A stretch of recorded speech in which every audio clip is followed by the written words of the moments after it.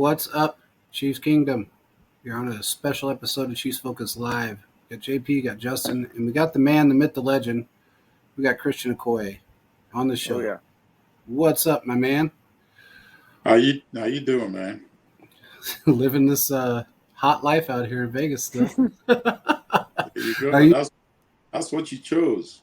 You know what? I chose it. I chose it when it was nice to live here. It's not like that no more, man. I mean, it's just not.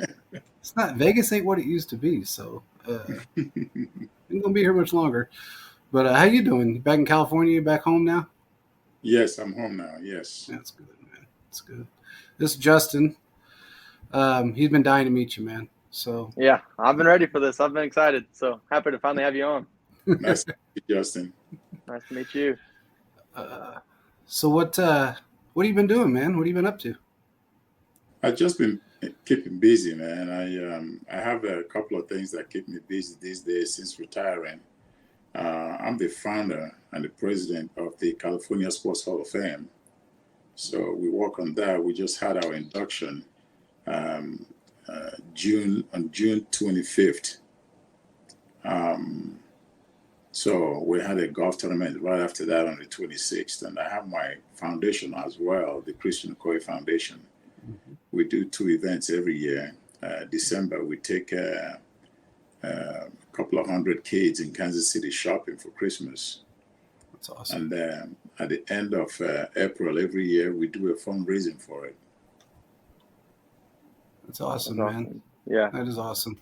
Yeah. I remember back in the day, you were coaching some high school football, right? I coached high school, Montclair High School here in California for 1 year. Yes. Yeah. I remember you were doing that. I didn't know if you still did it, if you it's been a long time, but I didn't know if you were still doing it or No. no. It's that's too much into it, man. If you want to go into coaching, that's what you can stick with it. But coaching is not my thing. Yeah. It's tough. I mean, I remember watching Marty and back in the day with you guys, and it was like, man, I don't know. Marty was a different guy, though. He had a different way of approaching things than everybody else did. So he was a little different, but easier guy to.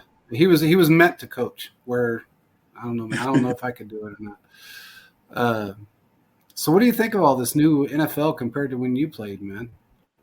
Well, football is different today than it was when we played. Even college, guys don't practice tackling anymore. They don't wear pads as much. So it makes it kind of difficult to get the feel of what defense should do. So it's offensive league right now. They just throw the ball everywhere. Running backs are not respected anymore. But they still need to run the ball, though. Mm-hmm. Yeah. So speaking of the NFL right now, I was telling Justin that about watching the practices back in the day and sitting there and thinking, man, these guys, I never understood it. I asked Derek and a bunch of guys a few times, why the hell do you hate each other so much? You're in practice, man. You're on the same team, and it's like guys beating the hell out of each other with helmets. And I mean, man, what's going on, And I came from a baseball background, so it was a little different. And he said, well, we don't like each other during the week. It's only on Sundays. We're brothers right now. He said, that's just how it works. And I said, dang, man. I mean, but you're right. We talked about this. I mean, it's so different than what football used to be. I mean, it was smash mouth in practice. It was smash mouth all the time. It's not like that no more, man. Sometimes games are easier than practice. Yeah. Yeah. Yep. So what are your thoughts on the NFL market for running backs now and how it's completely just falling apart? What are your thoughts on that? I know they act like they don't need running backs anymore. It's crazy. And the teams that win are the ones that run the ball. I was just talking to, I was in Chicago, as you know, and I was talking to somebody. I told him, I said, the Chiefs won the Super Bowl, the last Super Bowl, because they started to run the ball in the second half. If you remember, Patrick Mahomes only threw for 182 yards, and we still won. Philadelphia, they do very well because they run the ball, including the quarterback running the ball most of the time. So if you want to win, you have to run the ball some. I don't understand the reason why running backs are not respected today as they used to be respected in the past. Yeah. You know, they're having a hard time, signing the contract now. You know, I've talked to so many people about that same thing, and from agents to coaches to just different people, and they all say that, running backs, because it used to be a running game. I mean, you played Marty ball. I mean, nobody ran the ball more than Marty in the NFL. But they got to be more versatile now because everybody wants to see the long bombs downfield. It's more of an entertainment thing than it is, and they don't see it. Perception to them is that running the ball is just running the ball. That's kind of how they look at it. But they don't realize that those are the guys that get beat up the most. You know it. You've been there. Yeah. But, it's weird. They want them to be more versatile to where they can come out of the backfield, catch a pass, kind of like the Jerick McKinnon type of situation. They just, I don't know. It's weird. It's just, he's following, Goodell's following that money trail. Which I can't blame the guy to a certain extent. I mean, he sees I don't think it's the commissioner's fault. It's just the way the game. No. Mm-hmm. Yeah, that's what I'm saying. I mean, he's just following the way it goes. He knows what people want. And if they want Tua to stay healthy throughout the year, they need to get him a couple of guys that will run the ball. Man, you ain't lying. Because if defenses know that you're going to throw the ball, they're going to come after you. And they were coming after his butt. You say what you want on this show, man. We're on YouTube. You can say whatever you want. Okay. Yeah. So they were coming after his ass, and they were getting him. So if they want to keep him healthy, they need to get him a running back. They need to run the ball, maybe 1/3 of the time. Give him a break, some. It's not very good scrambling like Mahomes. Mahomes, if you see, we run the ball when we need to. Yeah. Yeah. And I think we can all agree that, even the offense that throws the most out of the league, and a good running back, which is just as important because it opens up passing opportunities. You just have to have the split. You got to have that combination. And then also with Tua, like you said, he needs somebody that can block for him as well.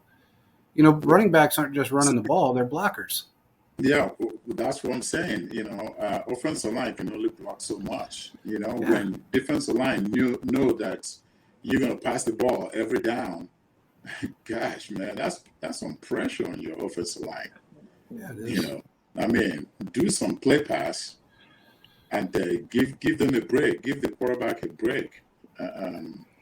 But if you study Tom Brady, all those years he won Super Bowls, he went to Super Bowls while he was playing for New England. They ran the ball. Every year they may have different running backs, but they were running the ball. Yeah, and they had a top 5 defense. That's right. That helped a whole lot when you got when you run the ball, it helps the defense. Absolutely. Yeah. Absolutely, gives them a break. That's right. It gives those guys a break, and they, fresh legs are better than rubber. And hell, I'm telling you, Justin, I remember the first day I saw him run out on the field. I was sitting on the bench next to Derek, and I said, "Who the hell is that guy?" And he goes, "That's Christian Okoye." I said, "You're full of shit." And he goes, "No, that really is him." And I said, "Man, that ain't the dude that ran like the 4.53." And he goes, "It absolutely is." And I said, "Full of shit." 4.44. That's my best time in the 40. What was it? 4.44. Damn, man. Yeah, that's crazy shit right there. For the guy, he came out, dude. He had this before Armor All was, Under Armour was a thing. He had this shirt on, and I said, "Guy looks like fucking Arnold Schwarzenegger." And he goes, "I know." I said, "There's no way he ran that fast." And he said, "Wait until he takes off." And he did. He just took off running. And I went, "Oh my God." And Derek said, "I told you." And I said, "Holy shit, bro." I said, "Man, that dude's going to be scary." And he goes, "Yeah." He goes, "He's going to be scary." And I said, "Oh my God." I was like, he scared me, and I was sitting down. I didn't even play. I was just sitting on a bench, and I'm like, "Oh shit, man, I don't want to get hit by this dude."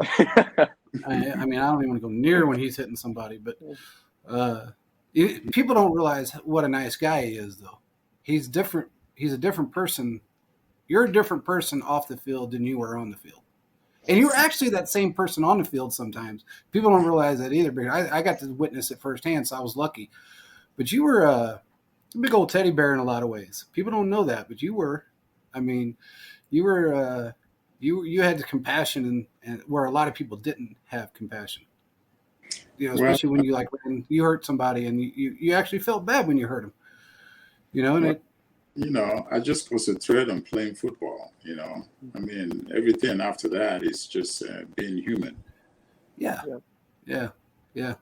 That was the good part about watching you play because there's a lot of guys out there that enjoyed they would run you over and then step on your hand, they kick you in the head, they do all kinds of stuff, and then you'd help a guy up. No need for I'm that. telling you, yeah. That day he ran JJ over in practice. That scared the shit out of me. I'm gonna tell you what, I'll never forget it. And it's like those cartoons where you see somebody get run over them and they're pushed down in the ground. That's what he looked like, and I'm thinking, shit. And I ran over there and JJ spread out. Oh man, I'll never forget that day, man. I mean, it scared me a little bit. I thought, oh shit, he's dead because JJ's so little, man. I mean, I figured he was done for. I figured he ain't playing. No, but JJ is tough though. Yeah, he is tough. He's a tough dude, man. It's kind of come full circle because we had JJ on the show a few months ago, and he talked about getting ran over by you. So now we get to kind of see both sides of it. Yeah. JJ comes on about twice a year, and Okay. every time he comes on, we talk about old times because we spent so much time together back then. But we've had Tim on, we've had a bunch of guys on, and Okay. been waiting for you. Been waiting for you to get your time free so we can get you on here. But Yeah. you see all this stuff that's going on with the running backs right now. Like the Josh Jacobs and everybody that's just pissed, and I don't blame them. I mean, you're at the top of your game. You're in your prime. You see all these other guys getting paid ridiculous amounts of money. Yeah. And they're wanting to give you, anywhere to, it could be $3 million, it could be $4 million, a year, whatever the case may be. But you're the one taking most of the punishment, especially if you're on a running team, a team that runs more, like San Francisco. They're a running football team. Yeah. Philadelphia, they're a running football team. But these guys, Jacobs left Vegas.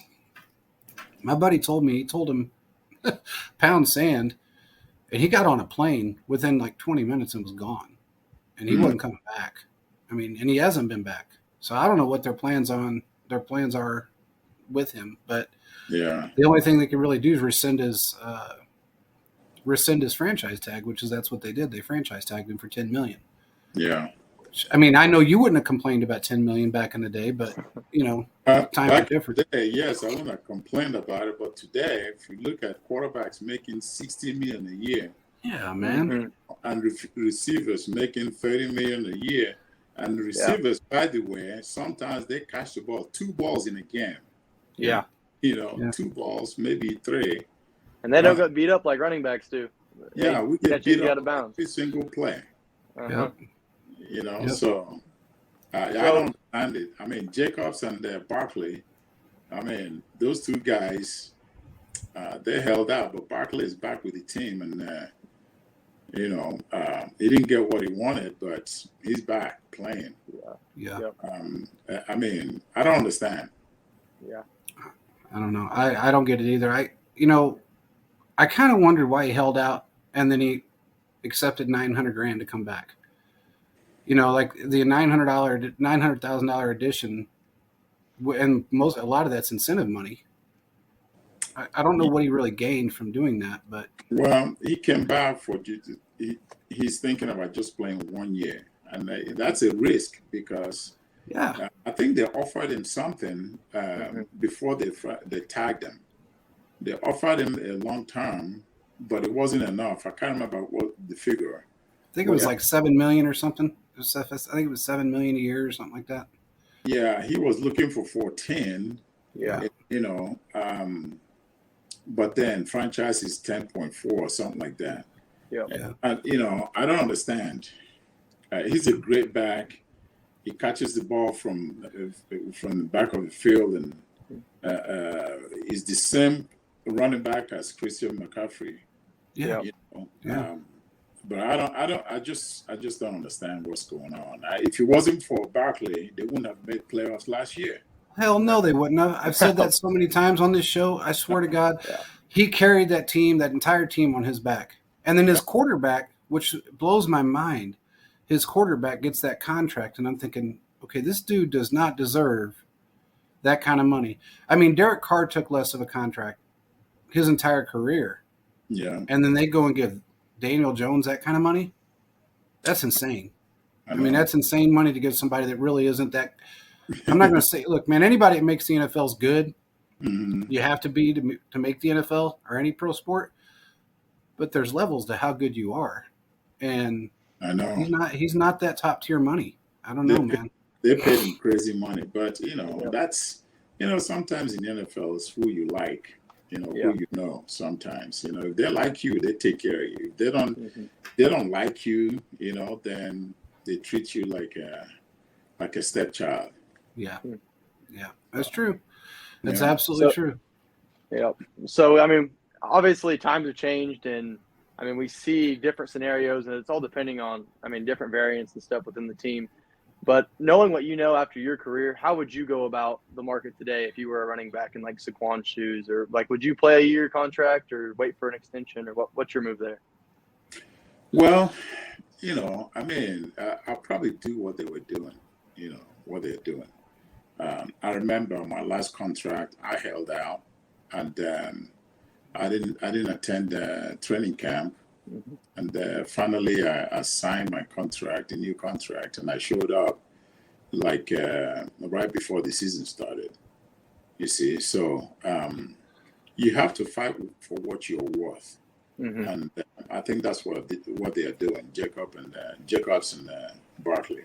Mhm. Yeah. And he was it Jonathan Taylor, I think. He wants to be Yep. traded. Which I mean, look, man, if I had an owner like Ezra, I'd want to be traded too. No offense, but that he's not all there. I'm sorry, but the things he said are outlandish to me. Who said Taylor? Jim Ezra, the owner of the Colts, when he talked Yeah. when Taylor asked for that trade. I mean, you got to be professional about stuff, and he wasn't professional Yeah, about it I at think all. he reacted in anger. Yeah. I mean, if he, I don't know. He reacted in anger and just said what he said, but that's no excuse. No, He has to understand that Jonathan Taylor has got family. He's trying to take care of himself, and he's trying to get what it's worth. You listen to him and tell him no, you can't, or maybe play this year and we'll talk about it next year. I promise you, we'll take it for you, or whatever. But coming out and saying what he said, I mean, that's no excuse for that. none whatsoever. But you got coaches that are doing the same thing. I mean, look what Sean Payton just said. I mean, look, you can say what you want about Nathaniel Hackett. If you remember, who was, his dad was with us back in the day, Paul Hackett. Yeah. So you can say what you want about him, and yeah, he may not have been the best coach in the world, but again, you got a quarterback that's been in the league long enough that, see, he got in his contract his own office, his own masseuse, his own chef, his own training staff, his everything else. You're going to tell me he didn't get his own audibles? Because he could, if you can't read the field after 13 years or 11 years or however long it's been, and you're supposed to be the guy that cooks on the field, I don't know how you didn't get that in your contract. But Sean Payton, he made himself look stupid with that comment. I mean, he pissed a lot of people off. He had a lot of coaches mad, a lot of GMs mad. I mean, players that are pissed. You mean like what he said about the coach that left, the former coach? Yeah, what he said about Nathaniel Hackett. Yep. No, that's no reason for that. No. That's no reason for that. But I remember when he first signed with the Broncos, and they asked him about Russell's staff, private staff. He says, no, we got coaches over here. And I support him on that. Yeah, absolutely. Yeah, I like that. Yeah. Yeah, I Me too. And you cannot bring your own people when I'm the head coach. No. If you want to deal with them in the off season, not during the season. Yeah. Yep. I agree with you, man. I don't know. He's got that Jay-Z and Beyonce mindset. Him and Sierra, and they're nowhere near them two. So, uh, Well, but you have to understand, sometimes people feel entitled, I mean, when you have a position of power, some people don't know how to tame themselves sometimes. yeah, I mean, if you go around the league, you respect a lot of people who tame themselves very, very well, who treat Yeah. people, Belichick, Andy Reid, those guys are from old school coaching then, and Andy Reid is just players love him. They love yeah, him. They love to play for him. Yeah. He just let them have fun. You Mm-hmm. see, and he will never say anything bad about any player that play for him. He loves his play. He takes players as his own kid. yep. You know, and that's how it's supposed to be. You don't put anybody down. If you don't like what somebody's doing, you can approach them and tell them, say, hey, you need to change this. Yeah. That's how Marty was. That's what I seen out of Marty. When you guys played for him, he was very good with his players. Yeah. I'm not going to say what I think about Carl Peterson because, I mean, look, man, uh, I think the guys that know me that were around that team know how I feel about him. But I think he crapped on a lot of players. JJ. I'm being serious, man. I mean, to me, the guy was a jackoff. I mean, I never did like him. And honestly, I remember one time, I think I told Justin this. My son was about 9 years old, and brought him to a game, and we were playing Chicago, I think it was, and we were in the locker room, and then we came back out, and we went upstairs, and Lynn was calling the game with Mitch Holtis, and my son was able to. He went in there and hung out with Lynn Dawson and a couple of guys, and he got to call some plays on the radio and stuff, and so I don't remember who it was, but somebody said, "Hey, this is JP's son. Why don't you come over and meet him?" And he said, "Oh, his words, oh fuck, I ain't got time for that shit." And he just, man, I mean, I come unglued. I was sideways, and I'm like, "Fuck this guy. Now, Who the who's hell does he this? think?" I was pissed, And Lynn goes, "It's okay. That's just how he is." And I said, "No, fuck. My son's 9 years old, man. He just wanted to meet the guy. No, this There was no was reason." this was Carl Peterson that said that. That was Carl Peterson. Yeah, Wow. and I never liked him after that. I honest to God, I thought the way he treated you guys was bad enough, and then to treat a 9-year-old kid that way, I was like, he set me down. And look, man, I never played football again, that, but I was around you guys enough to know what went on and how things worked, and that Yeah. just, to me, the way he treated a lot of players, like I said, he traded JJ off when, I mean, honestly, he had all the tangibles. Yeah. Didn't want to pay him. Yeah, he did. He did. We didn't. I mean, we have great defense, great players. We just needed a few things added on so we can, win. But it didn't happen. It didn't happen. And the team, we were losing before I got there. And my first 2 years, we're losing seasons. And then Carl Peterson showed up, Marty showed up, and we started winning. Like I said, sometimes when you're in the position of power, you lose control. Some people lose control. Maybe that's what happened to him. I don't know. But he's been, since I've been retired now, I talk to Carl Peterson, and we're cordial and civil with each other. But I understand what you were talking about when we were there playing. Different. I remember guy. when I was offensive player of the league, and I had a clause that never came to me. Doesn't surprise me a bit with him. Oh, so I wasn't happy about that, but what are you gonna do? Yeah. Yep. So, well, we kind of talked about your time in the league and stuff, but I mean, obviously, you can go on Wikipedia, you can go online and look up. But I feel like I'm a big history guy when it comes to the football and everything. So when I have guys on, I like to kind of hear it from them. Just tell us a little bit about your story coming into the league and leading up to that's. I mean, your story is one of my favorites out of players. So I just kind of personally, how you come into the league, run me through that. Well, when I was in Chicago, I was talking to a group of guys.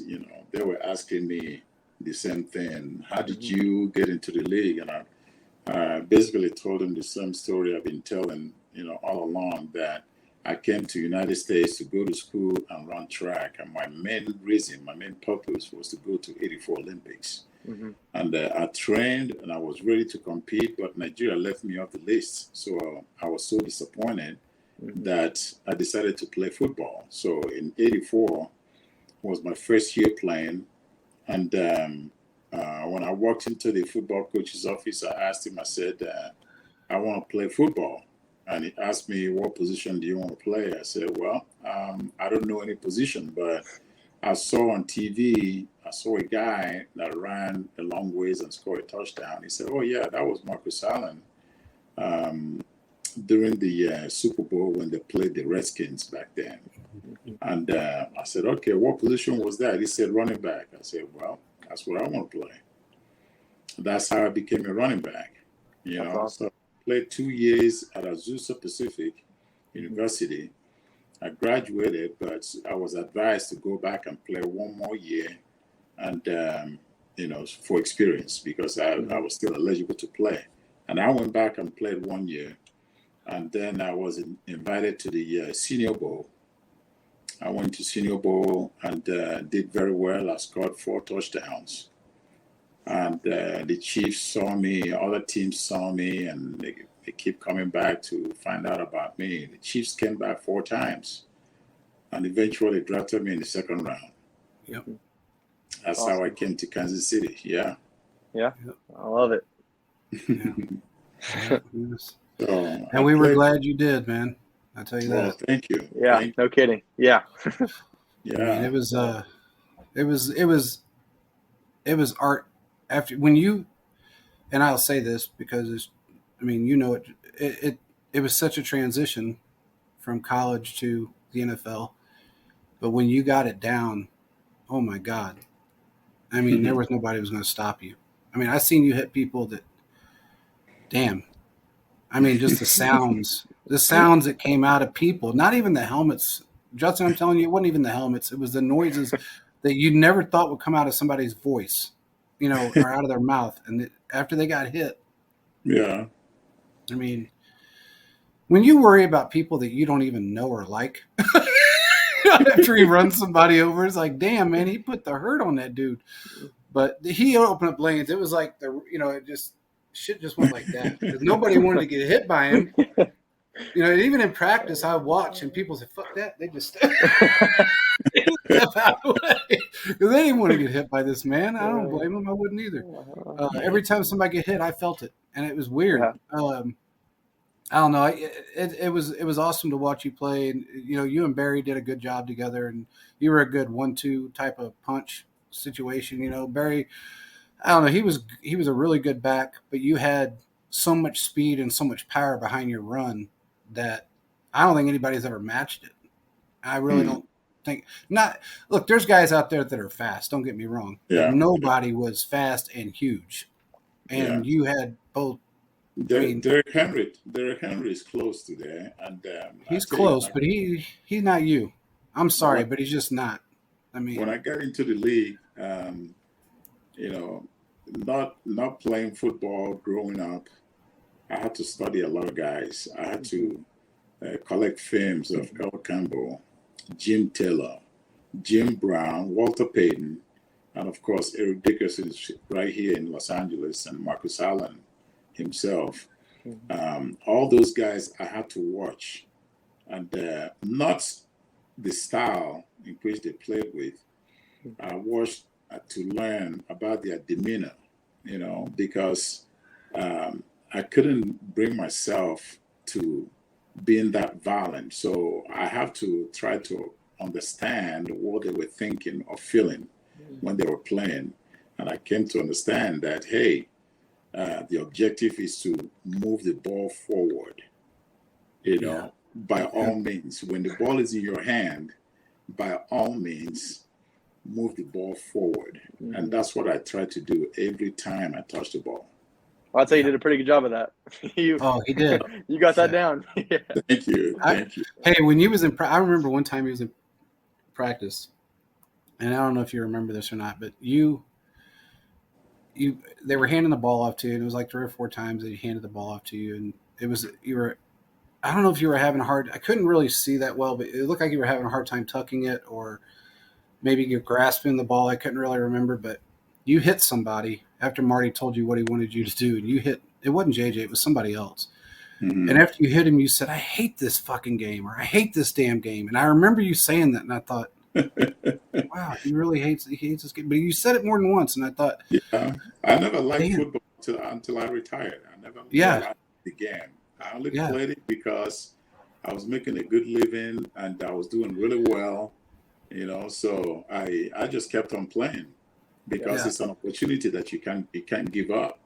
Even today when I speak to kids, I tell them, I say, sometimes you do something that you don't like, but it's a good fit for you and it benefits you and it can benefit people around you. So people from my old school, Azusa Pacific, they were so happy that I was playing the NFL. If I had quit, I would disappoint everybody. It's yeah, one of those things that this opportunity only comes to very few people. yeah." So and I had that. That's the only reason why I kept playing. Yeah. Well, I mean, to be an attribute or to spit out an attribute, I guess, to your respect, I mean, you played basically 3 years of your life before you got into the NFL. Yes. And 3% of people that play from the age of 5 through college, 3% total, get into the NFL. So Yeah. you did something a lot of people don't do. Mm-hmm. I mean, Yeah. they don't have they just don't have it. You had that it factor that puts you in the game. And you guys started winning because of Marty's scheme, the way he approached the game. Yeah. And, bringing in Joe was a pretty good idea Oh too. yeah. It wasn't Oh a yeah. bad idea. Big plus. Big Yeah. plus. Big plus with Yeah. Joe there. So, So, but yeah, it was so cool. Go ahead, Justin. yeah, I was gonna say. I mean, you talked about. I mean, it was kind of a job for you more than anything. But I mean, obviously, you had your fair share of achievements and attributes throughout the league. What was your mindset for those? Like, were you still? I mean, most players they strive after this and everything, but then when you're just there to make money and it's kind of a job, what was your view on those once you were like earning them? Well, I didn't even know when I made my first Pro Bowl. I didn't even know what it was. I wasn't looking to make the Pro Bowl, Mm-hmm. and we were in Miami getting ready to play the Dolphins, and my teammates were telling me, "Oh man, uh, you are first team All Pro. You going to Hawaii." I'm like, "Wait a minute, what is that?" I wasn't even thinking that. Uh-huh. So it's funny that you asked me that question because those are not the goals that I had or set Mm-hmm. for myself to achieve at all. I was just playing football, trying to improve and do the things that I was supposed to do. That's all, and everything just came together. Uh-huh. Yeah. That's awesome. Well, I got to tell you, man, I'm glad you had the time to jump on the show. It's nice seeing you again. It's been a long time, and hopefully you'll come back on again, man. Well, thank you so much. And I want to say to everybody out there, if you don't want to know more about me, go to christianokoye.com. You'll see me there. And also, I have a book coming out November 7th. And it's on pre-sale right now on Amazon. So when they go to Amazon and type in my name, it should come out. Well, Good. text me the link, and Yeah. I'm going to put it on my website. So That we'll advertise way for it. everybody can see it.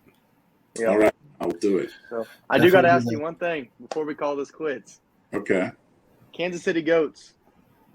You're in on this. I've been kind of catching some interest. What's up with that? Yeah, Kansas City Goats is a new arena league that we're starting, and I'm one of the owners in Kansas City. The Goats is the name of our team in Kansas City, and it's kind of ironic because I love goats. We eat a lot of goat in Nigeria, so and the name is Kansas City Goats. Uh, so it's in the works. It's in the works, but next year on the 2024 is when we're going to start. Awesome. That's awesome, Yeah. man. I had to That's ask about it. awesome. I've been reading about it some more because I saw you were advertising for it and everything. So I've been Yeah. kind of looking into it. I'm excited to have another team in Kansas City. Well, That's thank you good, for man. bringing it up. Thank you. Oh yeah. Yeah, that's Oh awesome. Yeah. yeah. So, All right, Well, you Christian. I got know Nate. you're busy, man. All Yep. right. Thank you, guys. Yep. Thank you. Great having you on. Appreciate right. it, man. Thank you. Okay. Bye All right, bye. brother. Bye. All right. Nice seeing him again. Yeah, that was cool. Um, I knew he had a short period of time Uh-huh. today, but it was nice that he was able to jump Yeah. on. He's been traveling, so Hmm. he does a lot of speaking and a lot of different things, and just a cool guy. I'm telling you, Justin, the shit that he did. I mean, it just.